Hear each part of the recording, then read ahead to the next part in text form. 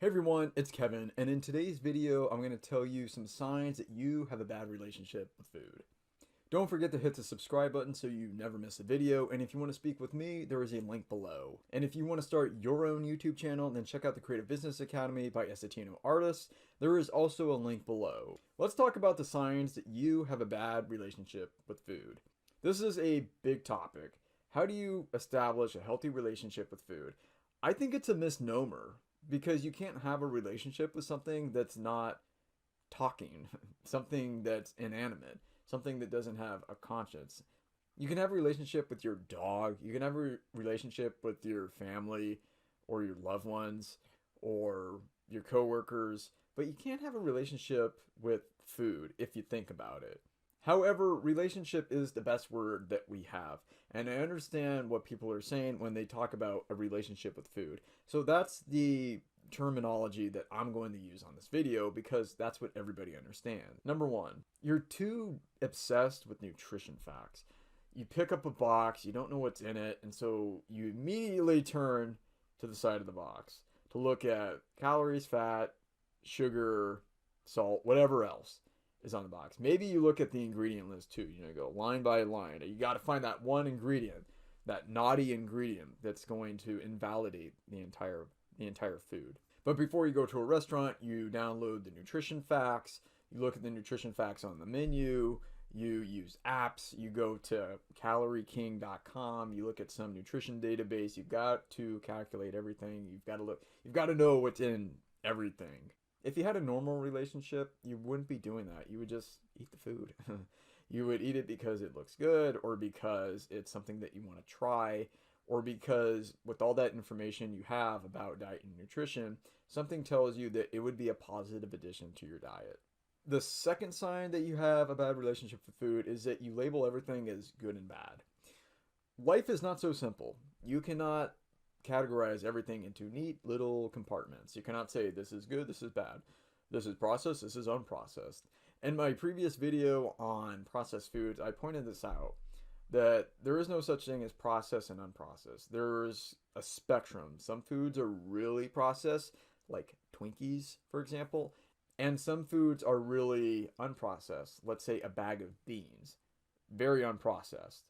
But then there's a wide range between the middle. What about rolled oats? What about flour? What about pasta?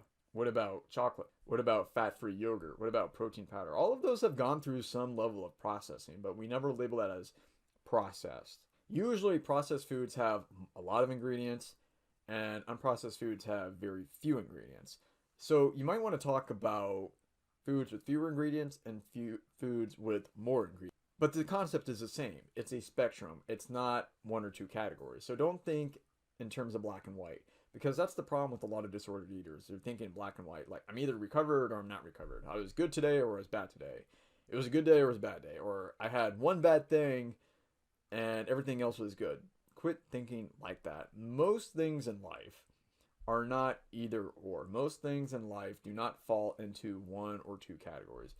Most things in life are on a spectrum. Number three, you weigh and measure everything. I remember I got my first scale when I was 20 years old. It was this digital scale. I forget the brand, but it had so many features on it. I thought it was so cool. I knew exactly how much was in my food.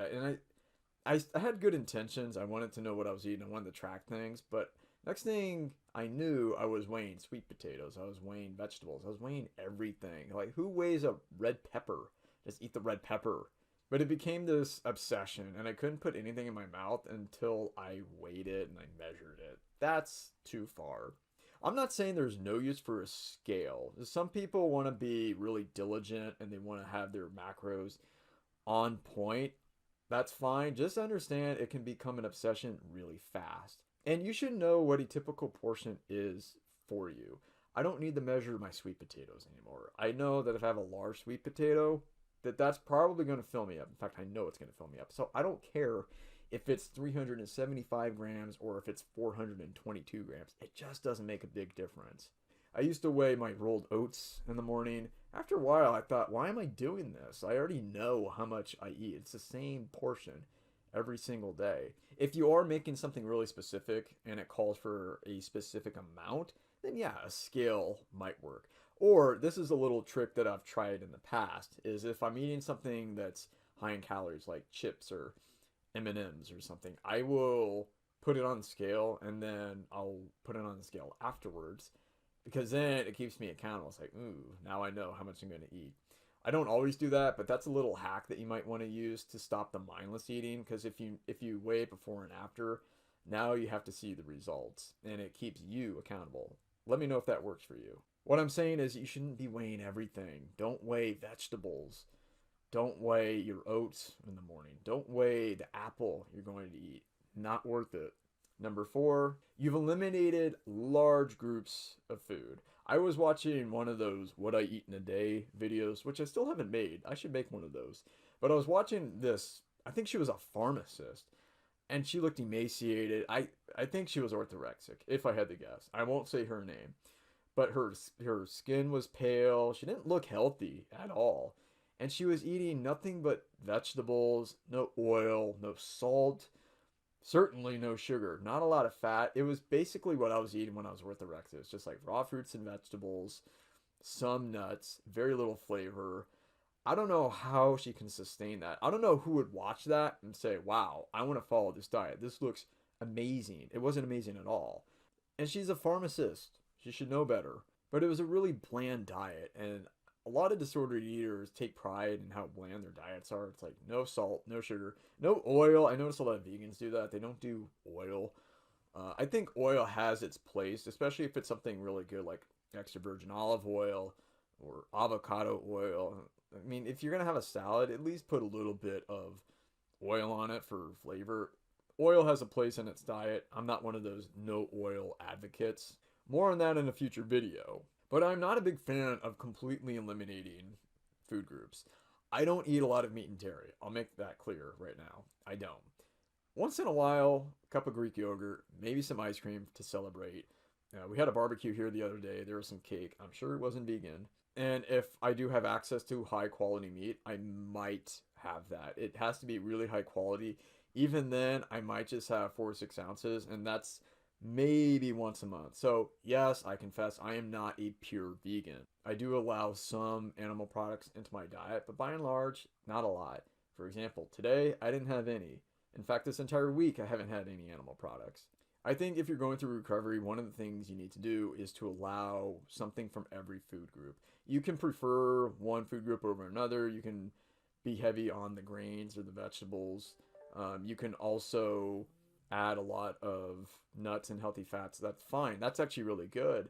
But don't cut something out completely. Number 5, you think about food all the time. You're thinking about what you ate and what you're going to eat. You're never thinking about what you're eating now. You're always thinking about the consequences. You're always trying to think, ooh, how much was that? How much should I put into my spreadsheet? How much should I put into the calculator? Or you have some calorie counter and you're thinking, oh, how much should I add? How much did that weigh? You never just enjoy the meal. You're always thinking about what it's going to do to your weight. Most of these behaviors come from a preoccupation with weight. I find that's why disordered eaters cut out food groups. That's why they weigh stuff. That's why they count everything. That's why they look at nutrition labels, because they're so obsessed about weight. Well, here's a quick fix to that. Eat when you're hungry and stop eating when you're not hungry anymore. If you did that all day, every day, and you repeated that for 6 months, you wouldn't worry about your weight. You would arrive at a natural, healthy weight that will allow you to perform at the levels that you want to perform. So don't overcomplicate this. But that's where people like me come in. How do you stop thinking about food all the time? I've made a video before, which you can find above. But here's the quick fix to that. How do you stop thinking about food all the time? Go back and watch my previous video on that. But the way you stop thinking about it is to correct your behavior.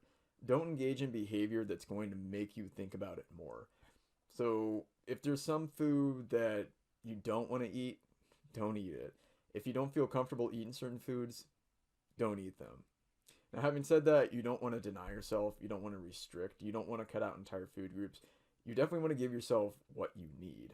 Remember, if you consistently eat based off of hunger, you can't go wrong. And then you have nothing to worry about. Okay, number 6, you have a lot of rules. I remember when I was a disordered eater, I had tons of rules. I had an entire encyclopedia of rules. Can't eat this past this time. I can't even remember all of them. There were so many. And once you have so many rules, you're destined to break them. These rules don't serve you. They give you that illusion of control, but that's all they do. Really, all you need to focus on is eating reasonable quantities that satiate your hunger, give you the nutrients that you need, and then repeating that over and over. That's all that matters. You don't need all these other rules. It's just this complex web that's making you think about food all the time. And that's part of the reason why you think about it. Because you have all these rules, and then what happens when you break one? Then you think that you've lost control. But remember, those rules only give you the illusion of control. It's not real. And finally, number 7, you eat alone a lot and you decline opportunities to eat with other people. A few years ago, I would not have gone to that barbecue. A few years ago, I would not have gone out with my friends. I never felt comfortable eating in front of other people. And I think the problem was they expected me to eat one way and I knew I was eating another way. Or sometimes I just wanted to binge on my own. I didn't want to be with other people. So when you start sacrificing social time, that's a bad sign. The physical and mental consequences of eating disorders or disordered eating, whatever, are bad enough. But then it's worse when it starts affecting your relationships and your social life. What are some other signs that you have a bad relationship with food? Let me know in the comments below. So let's summarize here. What are some signs you have a bad relationship? You look at nutrition labels too much. You weigh everything. You have too many rules. You skip social events. You've eliminated entire food groups. You label everything as good or bad. And then you think about food all the time because you have all these rules. In a future video, I'll tell you how to have a good relationship with food. Hope you found this video educational and entertaining. Let me know what you think below. Don't forget to hit the subscribe button, and if you want to speak with me, there is a link below. If you liked this video, I'm sure you'll like one of the other videos that you see on the screen. Click one of them, and I'll see you there.